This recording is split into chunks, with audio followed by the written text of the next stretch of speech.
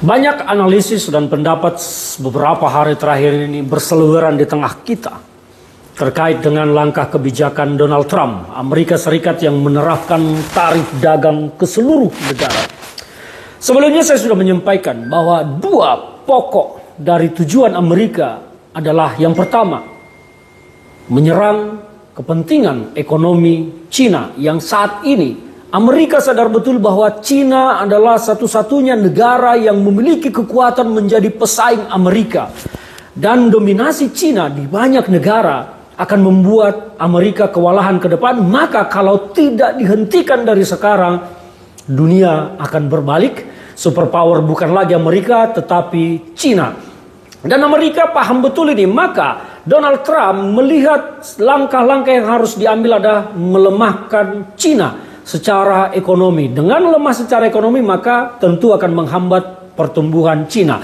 Itu yang pertama. Dan maka tarif kebijakan Donald Trump adalah menyerang kepentingan Cina. Itu nomor satu. Yang kedua adalah Amerika ingin menata ulang permainan global, pasar global seturut dengan keinginan Amerika untuk menunjukkan dominasinya sebagai negara superpower. Bahwa Amerika lah pengendali, Amerika lah bos, Amerika lah yang harus membuat aturan dan Anda semua harus ikut. Dan faktanya, dunia melihat bagaimana sekarang Donald Trump menurut saya berhasil melakukan apa yang dia cita-citakan. Meskipun ada orang mengamati, pengamat-pengamat yang karena punya ketidaksukaan personal dengan Amerika, akhirnya mengeluarkan pendapat yang tidak objektif. Sekarang Trump mengumumkan penundaan pengenaan tarif ke lebih dari 50 negara. Salah satunya Indonesia. Negara-negara ini adalah negara-negara yang telah mengajukan dan minimal pemimpinnya telah menyampaikan ke Amerika untuk melakukan negosiasi dan mengatur ulang perdagangan bilateral setiap negara. Indonesia, kita mendengar bahwa Presiden Prabowo Subianto telah menginstruksikan untuk menambah volume perdagangan dengan Amerika, volume impor. Bahkan kita berencana mau menggeser impor BBM migas dari Amerika, sebagian dari wilayah Timur Tengah. Dan inilah kekuasaan dan kehebatan Amerika. Dia ingin menata ulang perdagangan global di bawah kendali Amerika dan itu mulai menunjukkan hasil. Nah, bagaimana dengan Cina?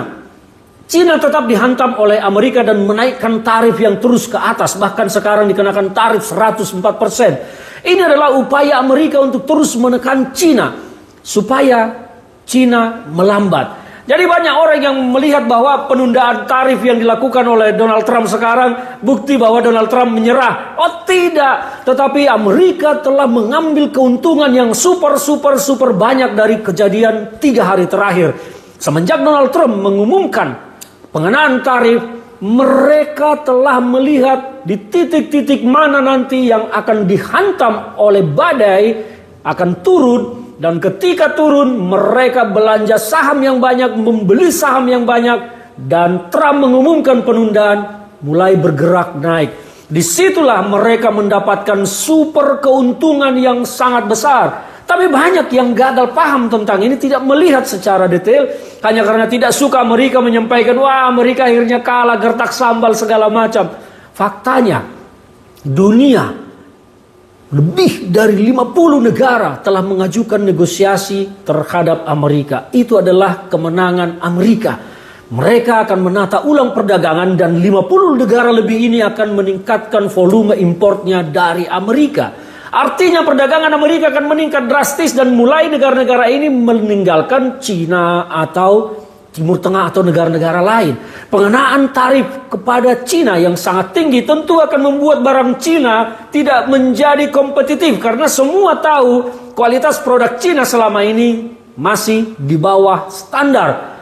Tapi itu karena mengikuti harga. Ada harga, ada kualitas. Kan itu yang terjadi. Nah sekarang jika harganya mahal, maka produk Cina tidak akan diminati oleh pembeli. Lebih bagus beli produk sekutu Amerika, produk Jepang, produk Eropa, harganya tidak jauh berbeda, kualitasnya jauh di atas. Itulah strategi Amerika sekarang. Dia akan menguasai, menata perdagangan dunia dan dia telah mengetahui siapa sahabat sejatinya sekarang. Siapa temannya akan bisa diajak dalam geopolitik internasional.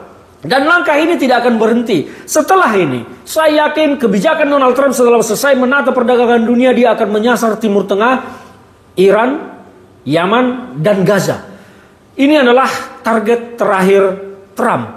Kita tunggu saja nanti apa yang direncanakan di sana, saya akan ulas berikutnya. Tetapi sekarang bahwa Amerika telah menunjukkan kemenangannya. Jadi kalau ada yang bilang Amerika gertak sambal, tidak ada apa-apa, tidak. Amerika telah meraup untung sangat besar dari penurunan saham kemarin bursa, sekarang mulai naik karena penundaan tarif. Mereka telah mendapatkan keuntungan yang super banyak. Inilah kehebatan strategi yang mereka lakukan. Saya menghormati apa yang telah dilakukan oleh Indonesia karena kita memang harus melihat posisi kita. Kita harus sadar bahwa kita tidak akan kuat menghadapi tekanan Amerika, apapun itu. Tetapi kita harus pelan-pelan menunjukkan bahwa kita punya sesuatu juga untuk menekan Amerika. Saya berharap ekonomi Indonesia pasca ini akan bergulir selamat dan tidak terjadi badai krisis. Dan kita harus semakin optimis. Pasar Indonesia telah mulai bergerak.